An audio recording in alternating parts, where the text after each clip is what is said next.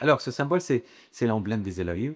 L'infiniment petit, c'est le triangle là-bas, l'infiniment grand et l'infini dans les temps nus. Alors, pour expliquer ce que ça veut dire, pour être plus simple, au bout de votre doigt, vous avez dedans des cellules, et dans ces cellules, des atomes, et dans ces atomes, des particules. Ça, tous les humains connaissent ça maintenant, plus ou moins.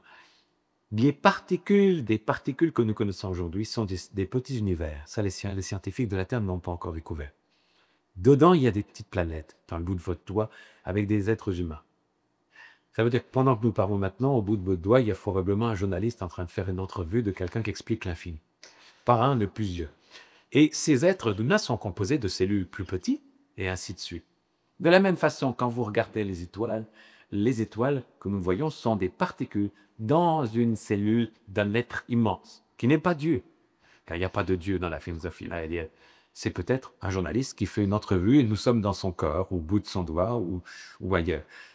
Et c'est cette explication de l'infini dans l'espace et dans le temps. Dans le temps, ça veut dire que tout ce qui nous compose a toujours existé, comme le dit le livre des morts du Tibet, le marbre orthodoxe, soit sous forme de matière, soit sous forme d'énergie, mais tout a toujours existé. Mais si vous reprenez les deux autres explications du monde, entendu, au début, il y avait les gens qui croient en Dieu, au début, il y avait un Dieu qui a tout créé. Il était marqué, d'accord, et qui a créé Dieu.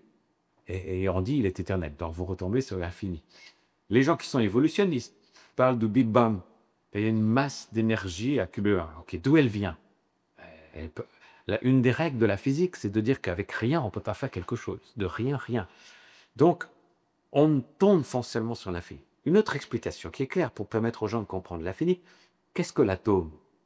Atome en grec, atomos, ça veut dire qu'il ne peut pas être divisé.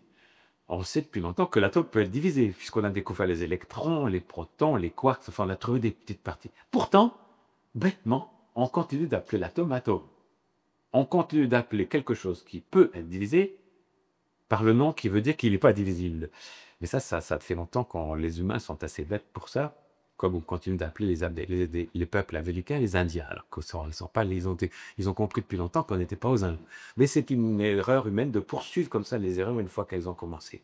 Bien, euh, les particules, si en imaginant qu'on puisse découvrir une particule qui soit la plus petite et qui soit composée de rien, ça serait idiot, car si elle est composée de rien, elle ne peut pas exister. Donc tout est composé de quelque chose de plus petit.